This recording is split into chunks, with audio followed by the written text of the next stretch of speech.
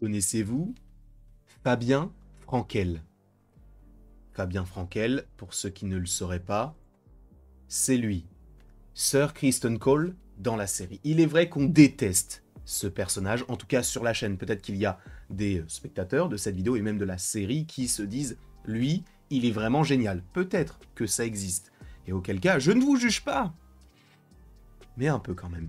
Il faut revenir sur certaines choses, d'accord? Alors je ne vous parle pas à vous, mais aussi pour vous prendre... faire prendre conscience plutôt de ce que cela peut engendrer comme situation d'aller très loin.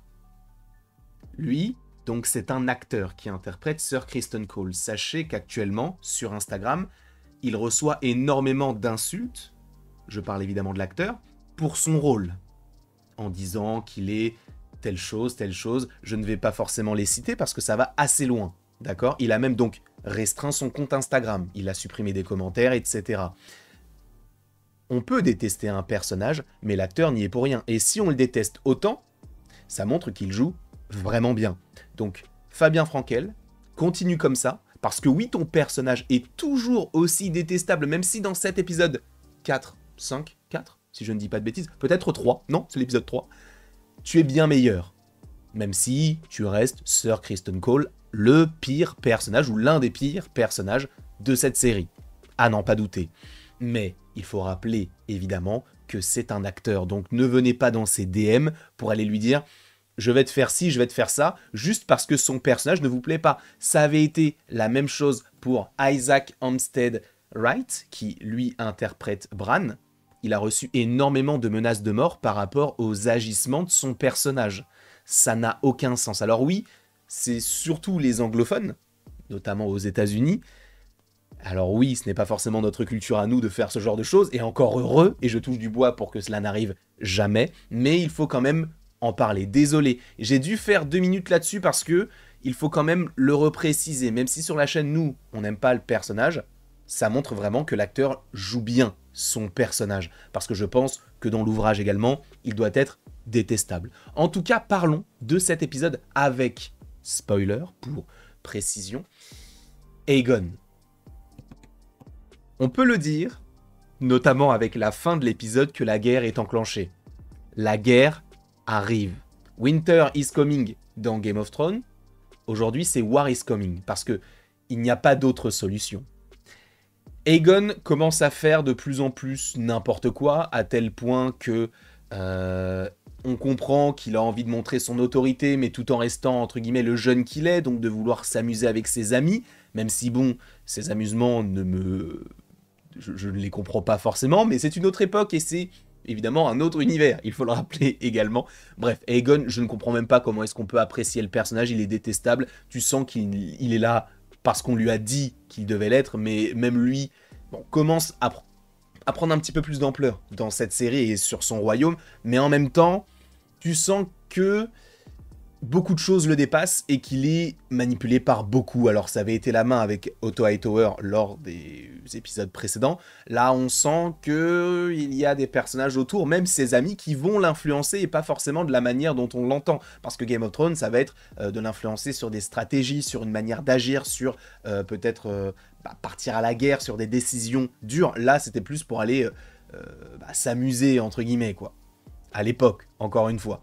Donc on sent qu'il n'est pas forcément à sa place et je ne dirais pas que j'ai hâte de le revoir, mais j'ai hâte de savoir ce qu'il va lui arriver par la suite, parce que oui, Rhaenyra de son côté, elle, performe. Alors oui, si vous deviez choisir par ailleurs, n'hésitez pas à me le dire dans les commentaires, la famille noire ou la famille verte, vous choisissez laquelle? Moi j'ai une petite idée, personnellement.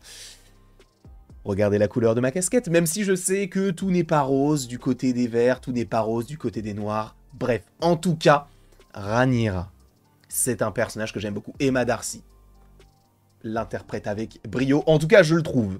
Je le trouve qu'il y a vraiment une envie de performer, sachant que Millie Alcock, dans la première saison, avait très très bien démarré. Par ailleurs, Millie Alcock, on la revoit dans cet épisode-là, bien sûr, mais je trouve qu'Emma Darcy a fait le travail comme il se doit et continue de le faire, et j'en suis très content, notamment par rapport à la suite de la série, parce que c'est très bien écrit, très bien joué.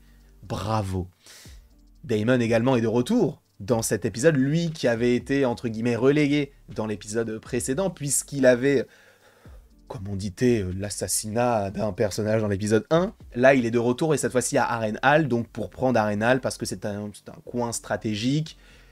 Bref, c'est assez intéressant la manière dont il va évoluer aussi de son côté, puisque lui également va avoir des... comment peut-on dire ça? Une sorte d'hallucination. Alors, j'ai une question à vous poser, moi qui suis très extérieur à cet univers de Game of Thrones. Comment est-ce que ça se passe? Est-ce que c'est juste une hallucination? Ou est-ce qu'il y a de la sorcellerie derrière? Je ne sais pas. En tout cas, oui, Emilia Alcock est bel et bien de retour. Alors, pour une courte scène, je pense que cela engage le fait qu'elle reviendra pour le hanter, entre guillemets, hein, puisque on comprend qu'il y a véritablement une cassure entre Daemon d'aujourd'hui et donc Rhaenyra d'aujourd'hui. Mais à l'époque, bah voilà, Rhaenyra, c'était un petit peu sa muse, même si c'était sa nièce. On est dans Game of Thrones, les gars, on est dans Game of Thrones. Donc... j'ai trouvé que c'était peut-être une belle façon de continuer un petit peu cette histoire de Daemon en le hantant, entre guillemets, avec eh bien, son passé. Et quoi de mieux que son passé, que de reprendre l'actrice qui a interprété Rhaenyra pendant une bonne partie de la première saison pour justement faire avancer l'histoire du personnage. Parce que moi, Daemon, alors évidemment, lui aussi est détestable, mais quel charisme de Matt Smith. Alors non pas que Fabien Frankel n'en a pas, mais alors, lui... mon Dieu, j'en ai des frissons. Et il faut également parler, bon bah, vite fait d'Harrenhal, le côté de, bon bah, je prends Harrenhal, et les gens d'Harrenhal qui disent, ok, prenez, de toute manière on n'a pas de quoi se défendre, notre château il est cassé, donc qu'est-ce que vous voulez faire? Vous avez une épée, vous êtes fort, bah vous l'avez, en plus vous avez un dragon. Donc, on comprend que il n'y a pas vraiment d'opposition, sachant qu'en plus de ça, donc ceux qui tiennent Harrenhal avant que Daemon la récupère, eh bien parle de Larys qui lui est du côté donc des Verts. Lui aussi c'est un fin stratège, horrible bien sûr, hein, puisqu'on se rappelle de ce qu'il a fait à sa propre famille dans la saison 1, donc oui il n'est pas forcément très recommandable comme jeune garçon, même s'il n'est pas forcément jeune.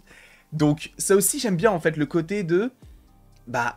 Aegon qui commence à faire un peu n'importe quoi, qui, même si on déteste Otto, a renvoyé Otto et a pris Sir Criston Cole en tant que main, alors que à la base tu te dis bon bah pas forcément, et de prendre pas Sir Larys mais Lord Larys aussi de son côté, même si c'était attendu.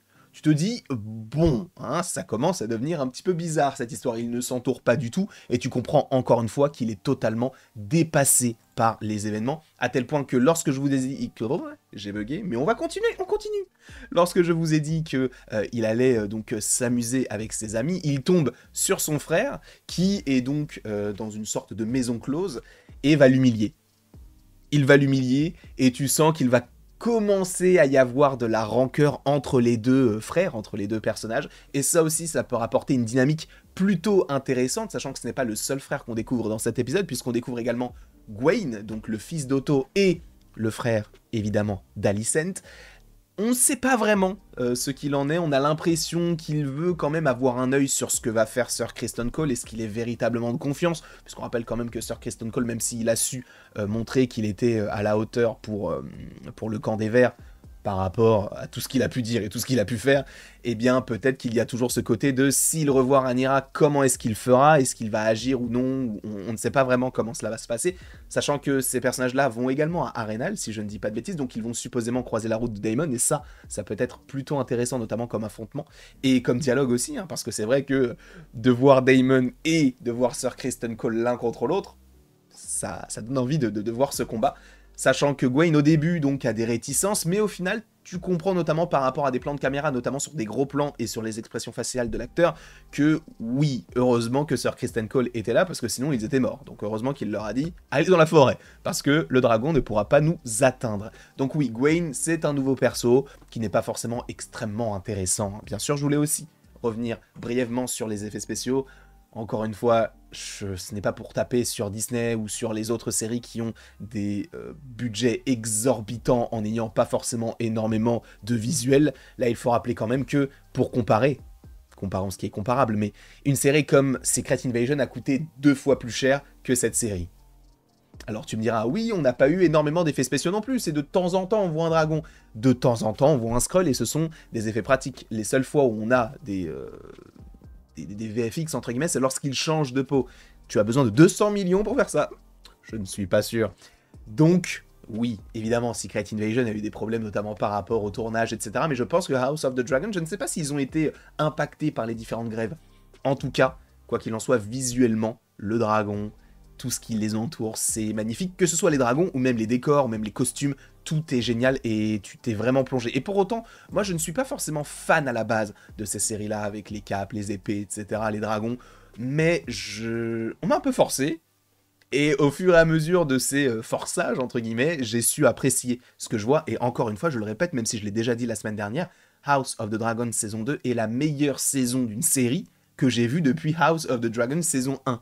Donc oui, cette série fait partie, pour moi, pour l'instant, des meilleures que j'ai vues. Il faut évidemment que je me refasse également Game of Thrones, parce que ça fait longtemps que je ne les ai pas vus, et c'est vrai que pour l'instant, c'est limite que je préfère cette série-là, mais c'est parce que je suis aussi dedans, parce que j'ai pas forcément eu le même rapport au visionnage. Là, j'ai un épisode par semaine, là où pour Game of Thrones, j'ai tout enchaîné en un été, les 7 saisons, puisque je rattrapais pour la 8ème, donc c'était un petit peu compliqué. Donc oui, je vais la refaire au fur et à mesure. Et alors, je ne pense pas qu'on en parlera sur la chaîne, puisqu'encore une fois, il y a plein de personnes qui en parlent mieux que moi, notamment Mestre Thibaut, lien en description. Mais bref, vous aurez tout le contenu nécessaire sur Game of Thrones, autre part que sur la chaîne. Moi, je ne vous fais que des critiques, je ne serai pas là à vous faire des reviews de livres, des théories sur tel ou tel personnage. Je reste sur la série, des critiques, point. Si on va plus loin, allez sur une autre chaîne, tout simplement. Et on finit avec ce dialogue qui montre véritablement qu'il y a eu un quiproquo extrême, puisque, et c'est là où c'est ça qui est intéressant en fait dans cette série, c'est que tout peut partir d'un élément léger, et de cet élément léger, tu peux te dire, oui, en fait, on peut avoir une guerre, parce que on comprend très simplement que lorsque du coup le roi Viserys a donné les pouvoirs à Aegon, ce n'est pas qu'il ne l'avait pas dit, c'est qu'il contait une histoire, non pas de Aegon II, donc le fils de Alicent, mais bel et bien de Aegon le Conquérant. Par ailleurs, je crois qu'il y a un projet sur lui qui est en préparation du côté de Game of Thrones. Mais oui, c'était bel et bien sur Aegon le Conquérant. Donc en fait, il ne parlait pas du tout de son fils, mais contait une histoire parce qu'il commençait à perdre la tête. Et il avait dit à Rhaenyra, ça sera toi. Mais vu qu'il perdait un peu la boule, il a commencé à parler, à conter une histoire. Et Alicent était à côté, ou je ne sais plus si c'était Alicent au Hightower. Et vu qu'ils ont parlé de Aegon et qu'ils ont dit que c'était, alors je ne sais plus exactement, le roi... Enfin bref, on a compris que c'était lui qui allait devenir le roi. En fait, c'était juste parce qu'il parlait, il racontait une histoire. Des quiproquos, des malentendus, oui, qui durent encore et encore et encore, avec des choses qui ne peuvent pas forcément avoir de retour, entre guillemets, hein, puisque je vous rappelle quand même que si il y avait eu ce dialogue dès le début, on n'aurait pas eu tous ces affrontements. Parce que je pense qu'Alicent aurait justement peut-être pris conscience de la gravité de la situation. Alors elle le prend là, mais elle se dit, mais non, mais là c'est trop tard en fait. Vous avez tué, en soi c'est sa petite fille, non son petit-fils, et de l'autre côté, Rhaenyra a perdu un enfant, donc là c'est trop tard, on peut pas avoir de la paix aujourd'hui. Même si Rhaenyra a mis de l'eau dans son vin, là c'est très compliqué. En tout cas, cette série est toujours aussi incroyable, j'adore ce que je vois. Je ne sais pas ce que vous en avez pensé, n'hésitez pas à me le dire dans les commentaires, n'hésitez pas non plus donc à aimer, partager, commenter et vous abonner si ce n'est pas déjà le cas. Et après tout ceci, il ne me reste donc plus qu'à vous dire à la prochaine pour la prochaine. Et encore une fois, merci beaucoup à vous. C'est toujours un plaisir de pouvoir vous proposer ces petites vidéos, même si ce n'est pas forcément mon sujet de prédilection. Mais en tout cas, j'espère que ces vidéos vous plaisent.